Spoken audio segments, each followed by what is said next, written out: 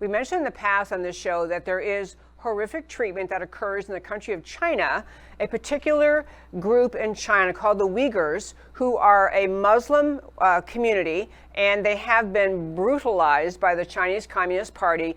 And when people use the expression slave labor, they often mean people aren't paid as well as other people or aren't paid as well as people think they should. In China, the Communist Party is actually mistreating the Uyghur community to the extent you can actually call it slavery. In fact, part of what's happening in China is that they round up, especially the men in the Uyghur community, they're sent to re-education camps where they are, and this is a Muslim group, so they are re-educated, which means they're tortured and told they need to give up their beliefs, embrace their Chinese communist beliefs. And in addition to that, and there was video, I didn't grab it, but there was video recently of the Uyghurs being loaded onto trains out of these re-education camps and sent to these factories where various things are being produced. And so they truly are what in modern day, in 2020, slave labor. But the reason it became relevant to the NBA and Black Lives Matter is that there has been more and more attention drawn to this fact that many products we want to purchase in America, including really cool things the NBA likes to sell, like its gear with the names on it, are manufactured in China and using this Uyghur community slave labor.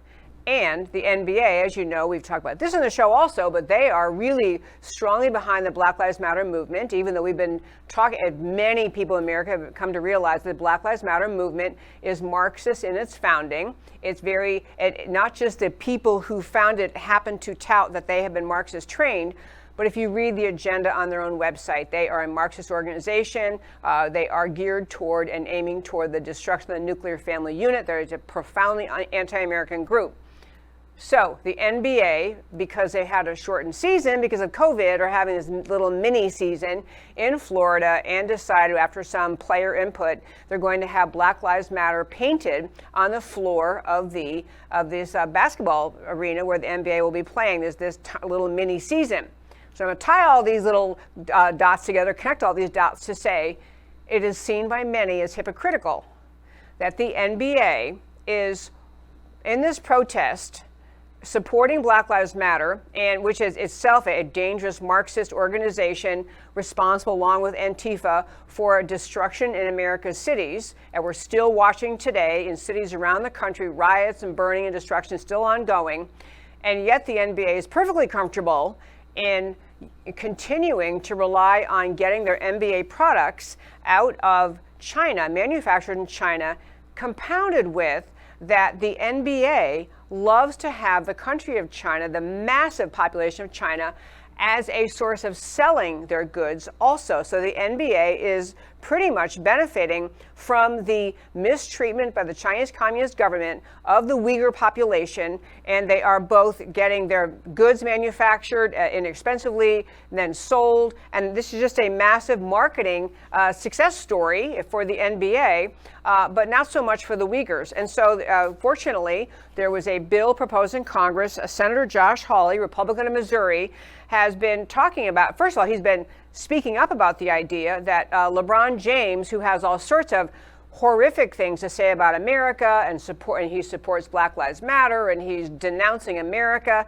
This is LeBron James, the big cool NBA star, but seems to be okay with profiting off of slave labor in China. Seems to be okay that the NBA is profiting off of slave labor in China. So Senator Josh Hawley, Missouri, has been calling it out and just saying, this isn't really, this doesn't gel. You can't be, benefiting from this and attacking America and attacking and spouting off about Black Lives Matter at the same time. You don't really care about how people are treated, or you would not continue to allow NBA goods to be manufactured in China, given what how they behave. So Josh Hawley introduced a bill to fine American companies who rely on Chinese slave labor.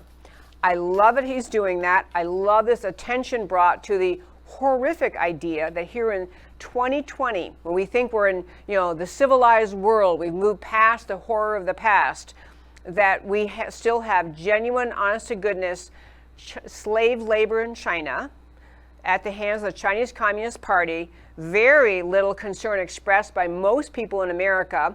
And it isn't just NBA products, to be clear. All sorts of products we in America like to be able to have and be able to purchase inexpensively are purchased at the hands of or as a result of the conduct of the Chinese Communist Party and their treatment of the Uyghurs. And more people calling attention. If you're going to sell products in America at an inexpensive price and you are doing that and you're using Chinese slave labor where you're having your products made, you're going to pay a big fat fine in America, which would be a great thing. And also, kind of closing off of the NBA, the hypocrisy of the language used attacking America and its culture. And obviously America is not perfect, but the NBA getting behind the very, very venomous anti-American rhetoric coming out of the Black Lives Matter movement and Antifa, but still somehow they're okay with the way human beings are treated in the country of China. A great example of hypocrisy, and I think Senator Josh Hawley is doing a great thing to call America's attention to it.